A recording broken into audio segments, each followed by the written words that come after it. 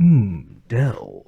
I hope you guys are ready to go far more in depth and detail than anybody has ever asked for a single model of Dell. This is the Dell XPS 410.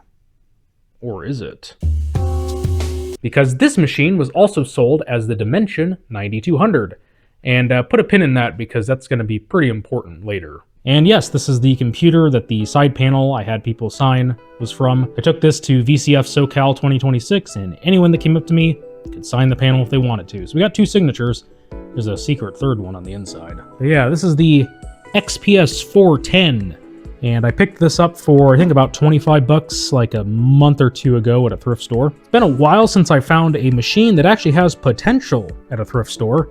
And you'll see why I say it has potential later. And kind of what we're going to do is we're going to take a look at the machine currently, and then we're going to actually turn it into something, worth having. So this is one of these style of Dells, and I'm very familiar with this style. And that's because growing up, my grandma had one of these. This is a Dimension E310, and I never realized that this is actually shorter than the 410, but yes, this is a Pentium 4 system that I don't think has really seen much time on the channel, if all. It needs a lot of putting back together.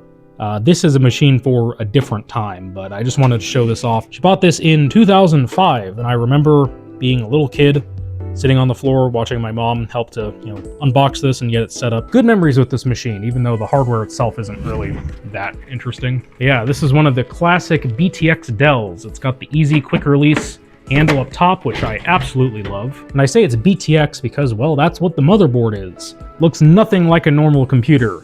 And I think a lot of people give Dell hate for this. So yeah, that other Dell basically started my love of Dell. And I gotta admit, I'm kind of a Dell fanboy, a little bit. They're by far my favorite OEM, machine maker. Obviously, I still prefer custom builds and whatnot. But if there's an OEM machine, and it's a Dell, I'm immediately more interested in it, and I already trust it more. And I put up a poll to see what you guys thought of Dell, whether you thought they were generally good, generally bad, or you were just indifferent towards them. And generally good is leading in the poll by a fair bit, but pretty much right behind it is also indifference, which I guess I can understand. An OEM machine usually just isn't that interesting. I was honestly kind of expecting generally bad to be higher than it honestly is, because I've seen a lot of Dell hate online. And a lot of the Dell hate, I think, is fair. There's been so many issues with Dell over the years. And when I think of Dell, I usually think of Dells from the 2000s, which were pretty much all generally good, in my opinion, except for, capacitor plague, which affected everybody, and well, let's ignore the battery exploding issues. I think a lot of people give Dell crap because it's like, ooh, it's all proprietary nonsense. As if every other OEM also doesn't do that at times. And you look at this and you think, wow, that's nothing like a standard motherboard, just another Dell proprietary garbage. But no, Intel did that. That's BTX. That was literally supposed to be the successor to ATX. This is an official Intel standard that they came up with. I think BTX was created in response to the fact that most ATX cases at the time, and ATX motherboards sort of to an extent, really were not designed with the Pentium 4 in mind. It was super hot, CPUs were getting choked out, and Intel figured that, oh, ATX is outdated. We should come up with a new design that will better cool the CPU, I guess? I think there were some other design philosophies with it. Yeah, BTX didn't really catch on. Dell was the only company to really put any serious effort behind it, which I think is why some people kind of mistake this and think it's a Dell-only thing. No, there were other companies that did do BTX. It just never caught on with enthusiasts, and outside of Dell, never really caught on with OEMs either. I mean, I guess I can kind of see the airflow question, because here's the CPU right at the front of the computer. So there's a big 120mm fan right here blowing directly onto the CPU with as fresh of air as you can get. So I guess that makes sense. There's no rear fan though, so it just kind of blows vaguely towards the back and hopes it makes it out. The power supply is also up here, so it can suck in some of the warm air that's gonna rise up there. That's good. Then you have all your expansion cards down here, which are facing upwards because the whole thing is inverted from how you normally expect on ATX. But Dell actually did provide us with a fan down here, I think it's an 80 mil, to blow fresh air from the front over the expansion card. So that's good. And honestly, for the time, that's really not that bad. That's more effort than a lot of companies were putting into airflow. So even though it looks all proprietary and it's weird and it's not very common, I kind of got to give Dell and I guess Intel props. This does seem like it would at least keep the CPU cool. So, getting to the specs of this machine, our first clue is it doesn't tell us at all. And wow, that is dusty in there. But yeah, that's not a CPU sticker, that's Intel Vive. What the heck is Vive? Intel Vive. From Wikipedia, the free encyclopedia. Vive was a platform from Intel. Okay, we're not doing the whole bit. But yeah, it was a platform similar to Centrino and vPro. Centrino is the only one that I'm really kind of familiar with what it's supposed to be, which if I remember right, it's certain Intel mobile chips.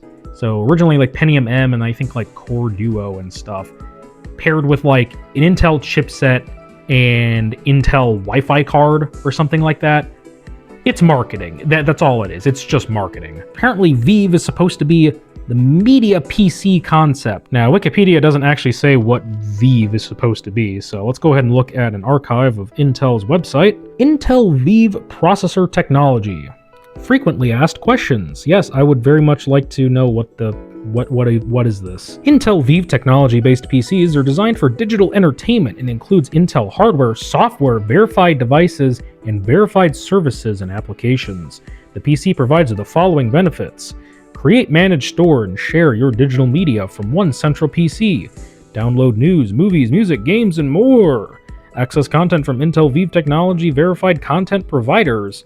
Sync digital media from your Intel Vive technology PC, then Intel Centrino. It's a home theater PC.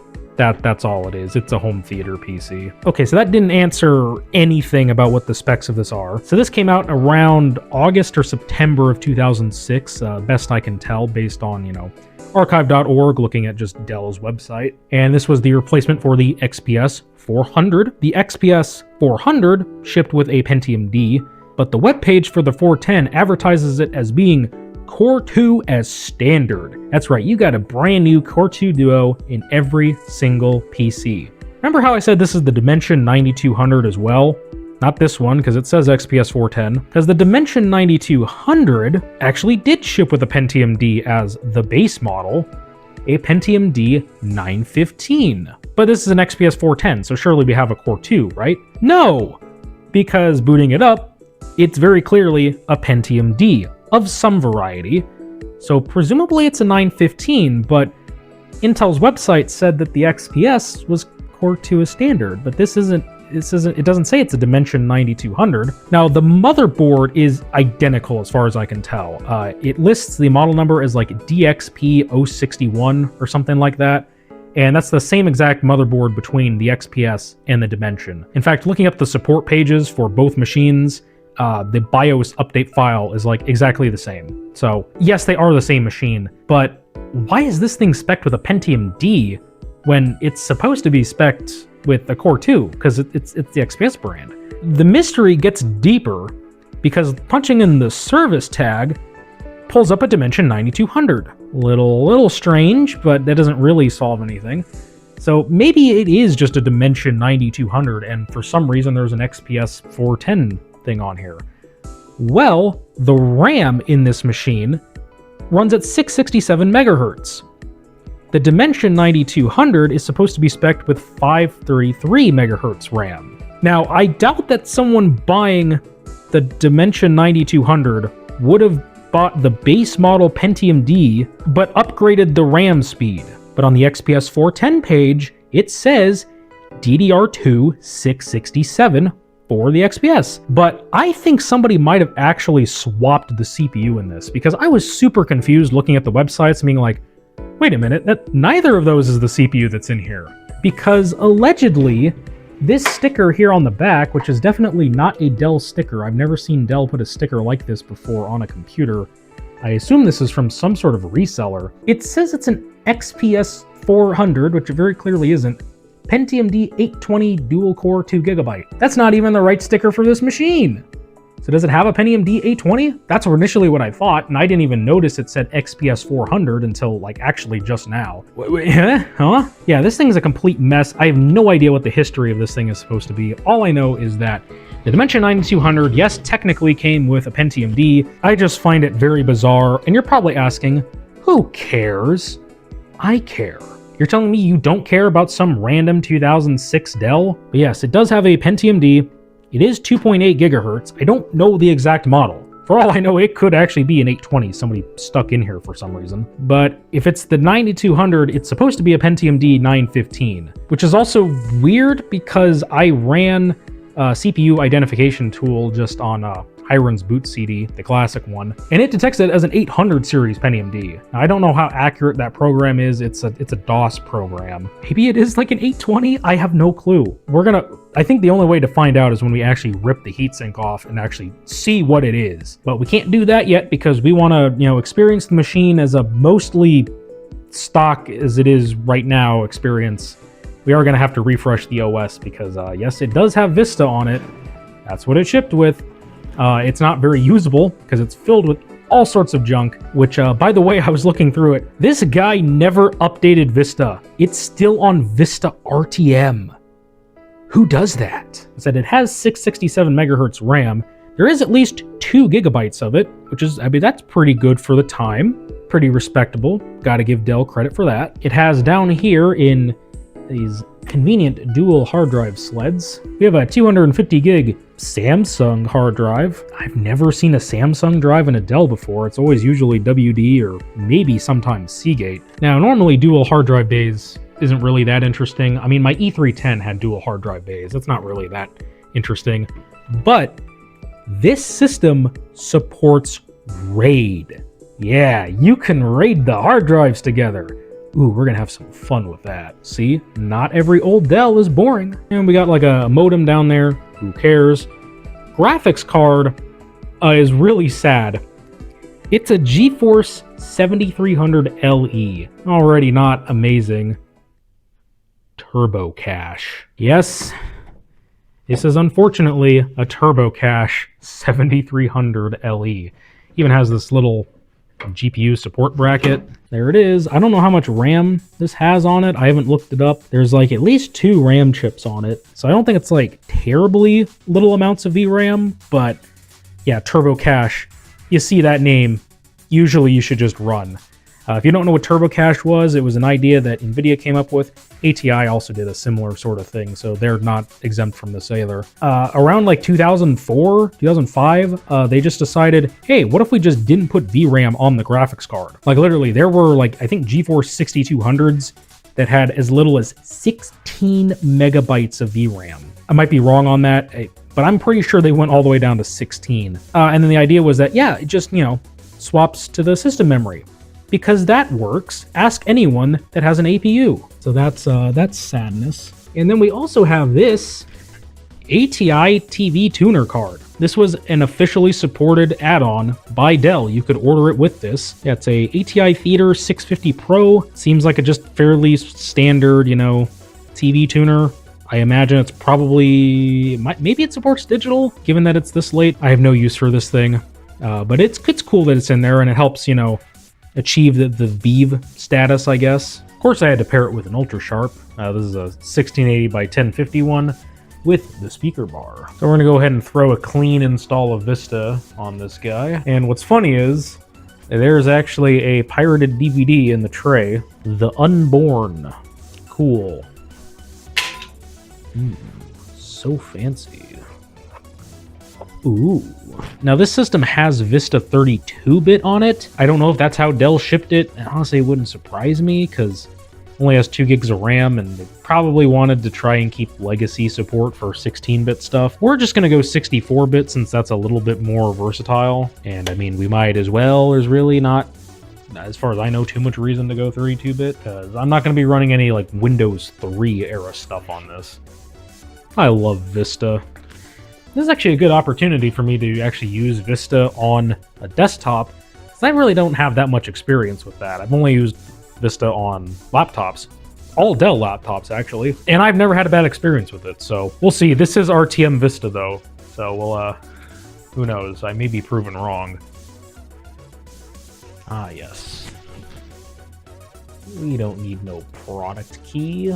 We could stick Home Premium on here, since that's what the system came with, but I have Ultimate, so we are going Ultimate. Alright, our fresh install of Vista is done, but first, I think we should do a little bit of a boot time test. Timing us today is of course going to be the Samsung Galaxy S4, one of the best smartphones ever made. So we're gonna go from power button to like desktop-ish, I guess. So we're doing this mainly because we're gonna do RAID once we upgrade it. So I kind of want to see what improvement RAID is gonna offer. They are gonna be newer hard drives than this, so it's a little bit unfair, but close enough. We're not exactly doing a scientific upgrade with all this. We're just having fun. I just want to see how bad this is in its base form. But so far, it's actually really not that bad. We're most of the way there. Maybe? Yeah, there we go.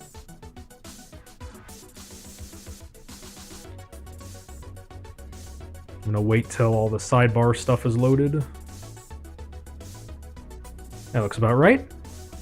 49 seconds, almost 50 seconds. I mean, that's not too bad, honestly, for the time. Now you start putting some programs and stuff on here, stuff that loads at startup, that's easily going to be like a 2-3 minute boot time. We want to find out what CPU is even in this thing, because even Windows just says Pentium D 2.8 gigahertz. So that could be a 915, that could be the 820 that's on there, so no way.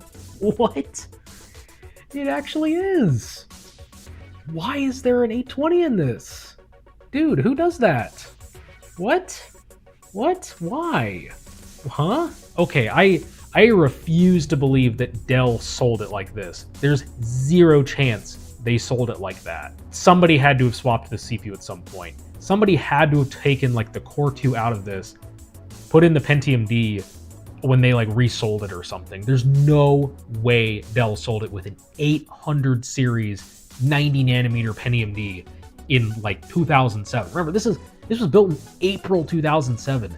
This chip would have been like 2 years old and very much irrelevant. Like, not even a 900 Pentium D. Like, there's no way.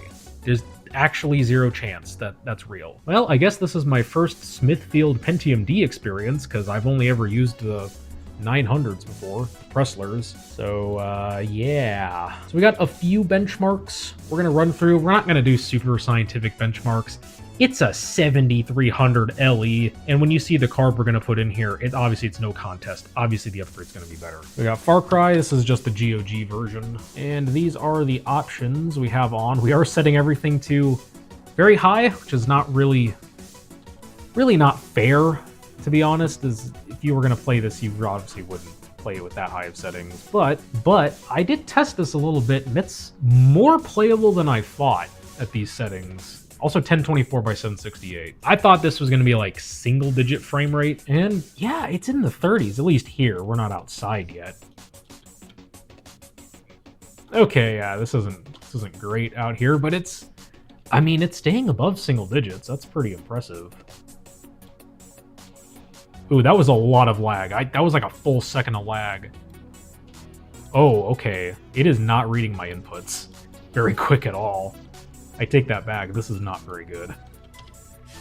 Let's go ahead and actually lower these settings.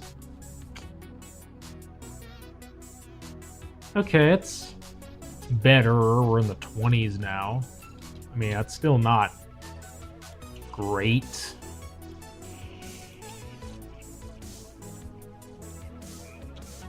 You could... I mean, I haven't really played very much into Far Cry, so I can't really say what the later levels would be like. You could kind of play this, I guess. This has a really bad habit of, like, lagging out anytime you go to shoot.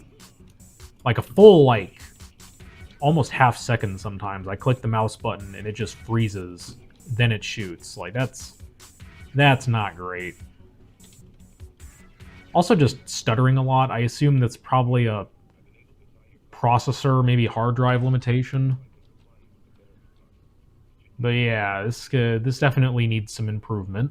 I meant to show this before Far Cry, but here's the GPU specs. It is a 7300 LE. It does have 128 megabytes of RAM, which is more than I thought. I was worried it might be like a 64 meg. But it's only DDR2 and it's 64-bit. So yeah, not very good. Load up some UT 2004. So again, we have it 1024 by 768 at highest settings, just to give us an idea. And this isn't looking too bad. A little bit of stutter, but it's not a perfect 60, and I mean it's stuttering some, but this is surprisingly okay. I mean, all things considered. I'm actually shocked at how well this is running. I mean, I know UT 2004 is fairly well optimized. I mean, it's staying above 30, like, I think all the time. Not bad, little 7300 LE. Go ahead and turn the settings down.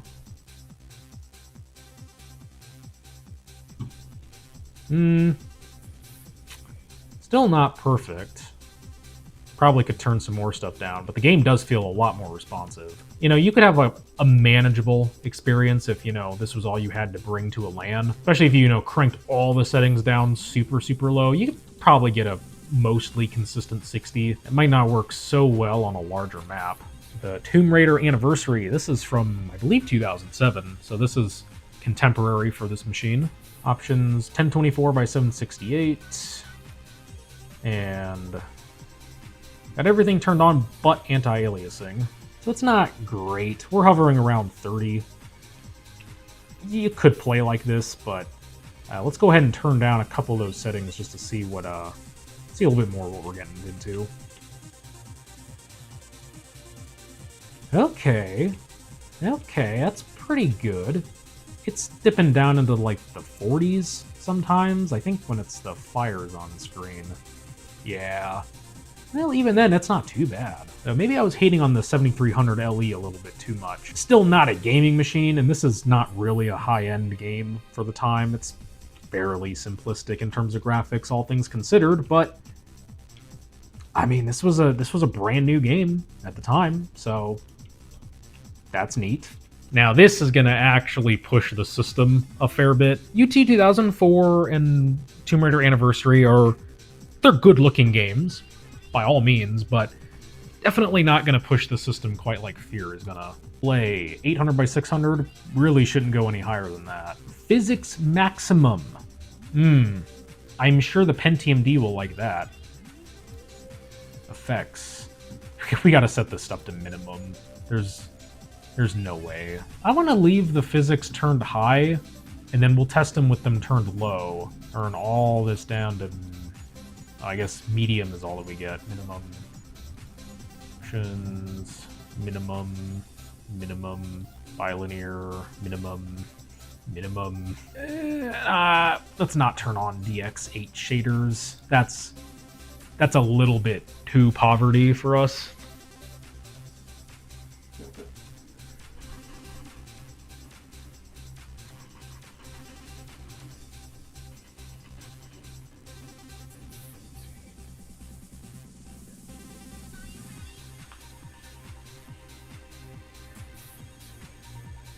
Wow, a perfect 30 for the average. The game functions, you could say that about it. Let's go ahead and turn down the physics, because, Pentium D I don't think probably likes the high.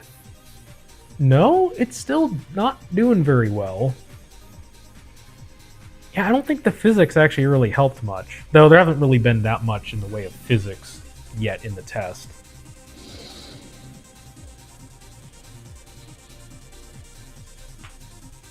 It's the exact same score. Okay, so we weren't CPU limited yet, at least. And of course, since the system is from 2007, I mean, how could we not? Alright, so 800 by 600, no anti-aliasing, everything's set to low. Oh yeah. 14 FPS, 15, ooh. Can it run Crysis? I mean, define run. The game technically loaded. This is no way to play a video game, man. I'm impressed at how consistently it is staying at like 14, 15 FPS. You gotta admire it for that.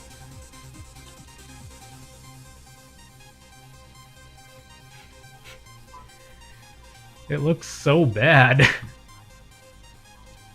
Ugh. Yeah, I didn't expect this game to work well, and it's living up to expectations. Let's give 3D Marco 6 a shot. Oh no. That's a little worse than I expected. So really cool thing. It didn't give me a score. That's neat. I don't think we really need the score, given that every single test was like 3 FPS at most. And of course, it wouldn't be a me video if I didn't run some Cinebench.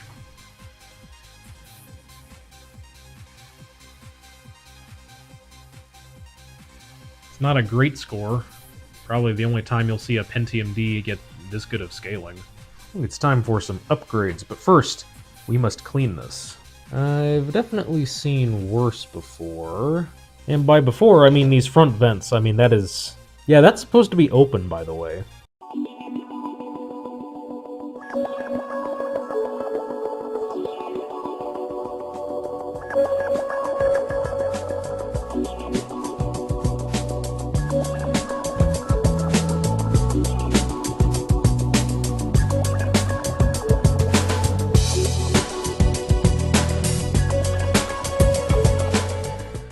That took forever. Yeah, it was unfortunately not the very loose dust that just easily blows out. It was the sticky dust, but not the super sticky dust. It was the weird intermediate dust. Those who know, know. So that necessitated me taking out the heatsink, this fan, and this fan. That was fun. The bottom one wasn't too bad to get out. This one is honestly kind of annoying. I know I've been praising this thing a lot. I just wish the fans were easier to take out. They're really high quality fans though. I mean, the plastic is like unbelievably strong. But I think it's mostly respectable in here. I didn't clean the video card really because that's coming out. I kind of dread what the inside of the power supply looks like because I am not taking this out. I mean, look at that wiring. This is all pre-routed, cable managed. Not doing it. Well, before we get to what we're gonna put in it, I think we should take a look at what this machine could have been optioned with, so we get kind of an idea of what this machine could have actually been had, you know, somebody not put a 800 series Pentium D in it. So here we are, the 2006 Dell website. Look at these beautiful machines that all look like mine, except they're not the same. TV on your PC? Of course, the 410. I'd love to have a 700. I had the chance to buy one, but yeah, I really shouldn't. Oh, special offers. No interest for 12 months? Purchase high-speed internet through Dell and get up to a $100 mail-in rebate. So yeah, this is the 2006 site. This is from like only a month or two after this machine was first available. Just remember that ours was built in, you know, April of 2007. This would have been a lot more impressive in mid-2006. If you think it's odd to put Media Center Edition on this, not really. Dell especially really liked to push Media Center Edition. My Dimension E310 also had Media Center Edition on it. Even though it was just a Pentium 4 system, it had no capture card, nothing like that. And really, XP Media Center is just XP Pro with Media Center added on. So there's really not any reason to choose to not go with Media Center. Now, even though this came with Media Center, ours came with the Vista. And of course, that's what we're going to be putting on it because, well, I have Vista Ultimate. And I kind of don't really have a Vista machine, so that's what we're going to be sticking with. So our CPU options are basically the entire Core 2 Duo lineup at that time. And it would have been sold with the very controversial Vista capable branding.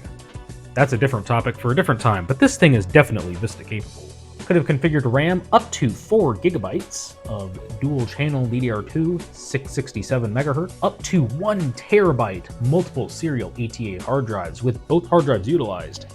That means RAID, baby! Or you could get 500 gigabytes with Dell Data Safe. That's RAID 1, guys. That's just RAID 1. Exclusively offered by Dell and all the other manufacturers that do RAID 1. multiple DVD-RW combo DVD-ROM configurations, 3.5-inch floppy, and a 13-in-1 media reader, 256 megabyte PCI Express GeForce 7300 LE Turbo Cache. Wait, 256? Ours is only 128. Did we get ripped off? ATI X1300 Pro, 256 meg GeForce 7900 GS. 512 meg GeForce 7900 GTX. Yeah. That card wouldn't have been very impressive in, April 2007 for this machine. Mid 2006, I mean, that was still one of the best video cards you could have gotten. Dell wasn't playing around. Sound Blaster X-Fi. You could even get a PhysX card. Yeah, still a Gia before Nvidia bought them, I think. Or if they had bought them, they didn't change the name yet. And the rest of this is just the other specs. 375 watt power supply appears to have been the only option. And what's interesting is it doesn't mention the TV tuner, which I know was an option. Does it say it in a later archive? Aha, there we go. Yes, it doesn't explicitly say the ATI Theater, but it does say TV tuner. And you could even get it with a Blu-ray drive. That's right. Later versions, you get it with a Blu-ray. Now we could just upgrade it, basically revert it back to what it's supposed to have, a Core 2 Duo. And I do have an E6600 that we could put in here, but I already have a 4 gigahertz overclocked Core 2 Duo machine already, so that would be a little bit redundant. Now, this machine was never sold with a Core 2 Quad, but it doesn't mean it doesn't work. And believe it or not, I don't have a single machine that has a Core 2 Quad Q6600 in it. Obviously, the GOAT itself, I mean, there's really not much to add on the CPU. I mean, its name precedes it for a reason. And this is basically, just two E6600s put together on one chip. So that's a perfect fit for this. It is the later G0 stepping, so it's a SLACR, or slacker, as I like to call it. But this chip is definitely no slacker. Now, I've never done the tape trick, and if you're familiar with LGA 775, you already know what the tape trick is. Basically, you can put some tape on the pads, certain pads on the bottom of the CPU, to overclock the chip in systems that can't overclock, just like this one. Unfortunately, I did try that with this and a couple other Core 2 Duos I have. It didn't work at all. This just constantly beeped and was angry at me. I think the reason for that is, I looked it up, and nowhere does it ever mention anybody getting a CPU with a 1333 megahertz frontside bus to work in one of these. By doing the tape trick, it overclocks the frontside bus to 1333. So we're stuck at, 1066 CPUs, which is whatever. I mean, this was early days for Core 2. The system dates from, mid-2006. I can't really be that mad at Dell for that. So yes, we will sadly not be overclocking our Core 2 Quad, but it is still good nonetheless. 2 gigabytes of RAM was definitely pretty good for the time. I want a little bit faster RAM. 667's not the fastest. So what if we gave it 4 gigabytes of DDR2 800 megahertz? This is 4 sticks, unfortunately, because that was all I could find. That was very cheap, but we have 4 slots, so it doesn't really matter. Now, these are Samsung modules, and I have opinions on Samsung DDR2, but sticks all tested fine, so I think we'll be good. Now, for storage, we could leave the 250 gig Samsung hard drive in there. It works fine, but that's boring. Could put an SSD in there, if I could afford one. Those are unobtainable now, so hey, it's just like it's 2007 again. But no, as soon as I saw that this system had RAID support, I knew what I had to do. So yes, we got dual 500 gigabyte WD Blues, 7200 RPM drives. These are a fair bit newer, so they will be a little bit faster than what would have been available at the time. Not a big deal. 16 megs of cache, and these are from December of 2012. I would love to put a Sound Blaster X-Fi in here, but I don't have any others. I only have the one that's in my XP machine, so we're gonna have to just rock the onboard audio for now. Maybe if I find another X-Fi at some point, yeah, I'll throw it in here probably. Now, due to the nature of the BTX motherboard having all the cards inverted, we're limited to a 2-slot card, which really isn't a big deal. Every card at the time was like 2 slots, so that doesn't really matter. But we are limited on our power because there's only a single 6-pin. So we got to go with something that's not too power hungry. Now, I could just throw a GTS 250 in here. That would work just fine. I have several of them, but it just wouldn't be quite as interesting as the G92 OG itself. somehow I've gone all this time without really featuring this ever on the channel, but actually I have two of them because might do SLI at some point with them. The King itself, a single slot GeForce 8800 GT, 512 megabyte, and it's the EVGA overclocked version. What a beautiful card, and it of course is 6-pin. This will be a perfect pairing, I think, in there, and that shroud's going to be facing up. So anytime you open it, you get to see this beautiful blue shroud. When graphics cards had taste, this is notably the later version that has the bigger fan. I don't know why NVIDIA thought that tiny little fan was acceptable for this. Thankfully, the bigger cards, it's going to run cooler and quieter. This is going to be an excellent addition to our system. I was spending like a week dying, so I kind of forgot where we were at with this thing. It is fully upgraded now, and I know this isn't going to be the most fair comparison because I was super sick with stomach flu, but I didn't want to just sit around doing literally nothing the entire time. I did the original tests on Vista RTM, but I did spend all that time just letting the machine churn through updates. So it is now on Vista Service Pack 2 with pretty much all of the updates installed. So the boot time comparison and probably even maybe the gaming tests are not really going to be the most accurate. I don't think it's going to matter that much. I will say so far the RAID is not impressing me, at least not in terms of boot time. It was better before I updated it. I know that, which is why I feel kind of bad about this test, but we can at least see.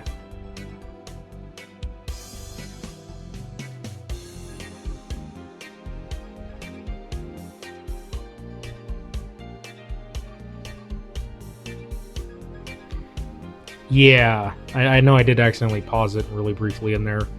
That's still not a great time. It really takes forever to load in the sidebar widgets. If you didn't include that, you could take like 20 seconds off the boot time, and technically the system is usable while those are still loading, but it's grinding away the hard drives the whole time doing that, so it's not really going to be fast. I wouldn't really consider that a full boot. But yeah, here we are.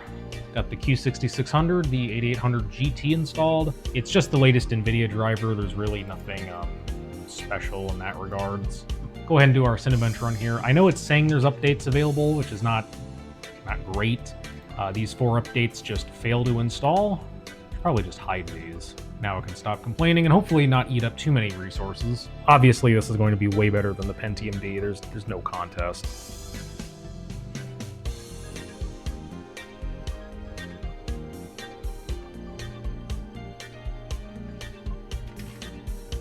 Obviously, no contest. It's faster than the Pentium D, and water's wet. Especially these older games, we should be able to just crank it all the way up and not have to worry about any of this. We can even crank up that anti-aliasing, give that 4x, and this should run just fine. I don't expect it to have any issues. Oh yeah, it's running nice out here. Dude, we're like 90? 100? Oh, beautiful.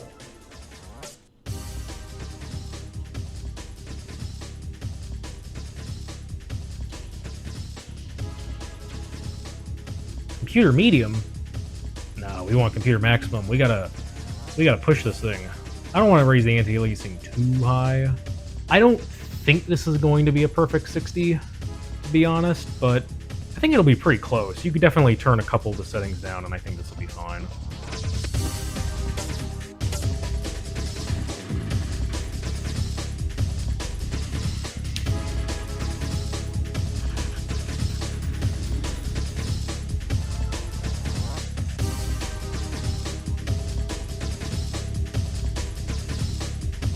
Another thing I have to say, the machine is very quiet.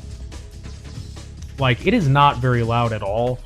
I was worried that GPU is going to be really loud given its single slot and it's kind of a small fan. But no, it's actually pretty quiet. Granted, the card could just be cooking itself. I really hope that's not the case, but yeah. Minimum 29. Yeah, I mean, that wasn't perfect. Definitely lower a couple of the settings, but I mean, that's still really good. Pretty much where I'd expect a single, you know, a single high-end Tesla card to be. I definitely think that loaded faster than it did on the Pentium D. That definitely felt faster. Okay, frame rate's actually not quite as high as I was expecting. I mean, it's still great. I haven't really played Tomb Raider Anniversary that much. I mean, I've loaded up like the first level and stuff, and it doesn't seem terribly intensive. For a game like this, I don't think you need 100% perfect 60 anyways. That's just my initial observation with it, but I mean, this is running really well. No surprise there. What am I supposed to comment? Like, ooh, who would have thunk that the high-end 2007 video card and the high-end 2007 CPU would play 2007 games really well? Ooh. Statement of the century. This baby's getting cranked all the way up. This might have adverse effects. Oh, you don't know our system, buddy. This ain't no Radeon 9800 Pro in here. Mouse sensitivity is pretty low for my liking, but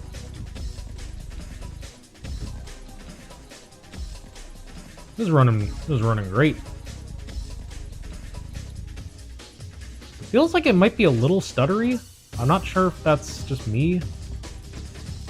Okay, I think it might just be me, or I think it might be the mouse movement is a little bit stuttery, feels like.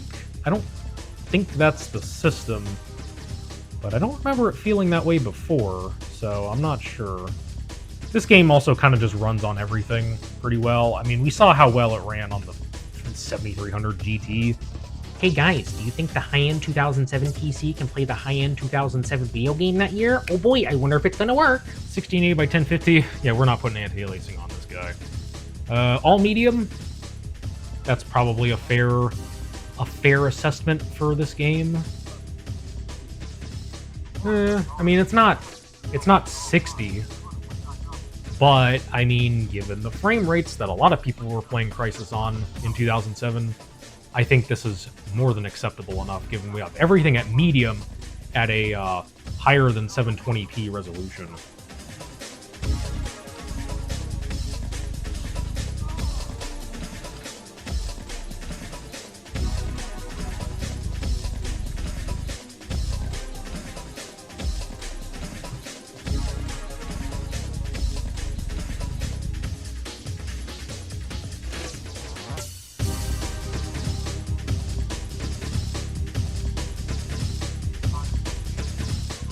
I mean, it's staying above 30 most of the time. It's kind of hovering in the 40s to 50s. That's pretty good. Can you see why people loved the 8800 GT so much? This was near flagship level performance for $250 when the main flagship cost $599. Unbelievable. This is so far removed from anything we have today.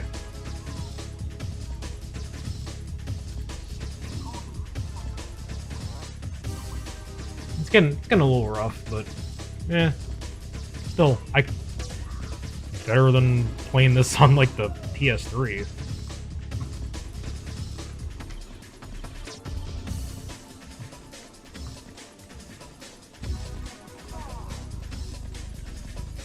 Astronomical improvement. I think the original score is what, like 500 or something?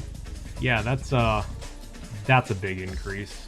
And I've dragged this out long enough. I don't really think there's too much else I can really say on the Dell XPS 410. This is more in-depth than probably anybody has ever gone on this single machine. You know, it feels good to be the first. I guess the point of all this was to say, don't discount every single Dell you see. Some of them, like these, can actually have some potential. I didn't have to make any modifications to this. All of it is working out of the box just with some simple upgrades. And really, I didn't need to upgrade the RAM, and I didn't need to upgrade the hard drives, especially if I was going to run XP on this. The CPU and the graphics card really don't cost that much. The CPU, you don't need a Core 2 quad. You can pick up like any of the 1066 megahertz frontside bus Core 2 Duos, stick one of them in there for like under $5, that's good to go. And the GPU, you could stick like a really cheap, like GTS 250 or something in here, and it would be amazing. And you'd have like a super cheap Windows XP machine that's pretty reasonably high end, and that isn't also like super modern. It's period correct and it's pretty cheap. And I mean, I know not everyone is a fan of these, you know, style of machines, but I think they look pretty good. They're easy to work on. They're reliable from my experience. I've never seen one of these really dead, ever. And you can get some real gaming out of it for not much money. That's all I have to say on this. That's going to wrap it up for the XPS 410, at least fully. If you guys want to stick around, there's going to be the bonus segment of Can We Get TV on this. But if you're just here for the main performance stuff, thank you guys for watching, and I'll see you in the next one. Now, judging based on past experience of trying to get digital TV to work in my house and in my area, it completely doesn't work at all, except in like very specific rooms of the house. I'm pretty sure the garage is not going to be one of those. Probably not a great idea to have the antenna right next to the computer. I'm sure that doesn't help with the interference. The ATI software actually only installed drivers. It doesn't install like any viewing software, so I assume we just have to go into like Media Center. Guess we'll go Express Setup. Now the TV tuner is supposed to do digital. That's what it says. What do you mean it requires an internet connection? Okay, I guess that's not what I wanted. Oh, I guess maybe it just needed internet because it wants to pull like the TV guide kind of thing, which we don't have anymore because that doesn't work. I'm sure they shut that down like a decade ago. We have another TV source? No. You want to use the guide? No. What was that? Antenna strength. Oh, does it not like scan the channels? Does it just give me access to all of them? Not find any listings for digital TV channels in your area. What does that mean? What do you mean by this? Okay, TVs. Live TV. No tuner cards. What? I installed the driver. Yeah, it's right there. ATSC hybrid mini card. I guess it doesn't show up as an ATI, but how does that not work? For set-top box signal, but I didn't want all of this. I just wanted, why can't you just scan the digital channels? Like, I can't just manually try to punch in a channel or something. No, it just doesn't let me do that. What's the point of the manual configuration if I can't manually configure it? Man, Media Center sucks. Digital TV also sucks. I want to make that very clear. It's a terrible technology.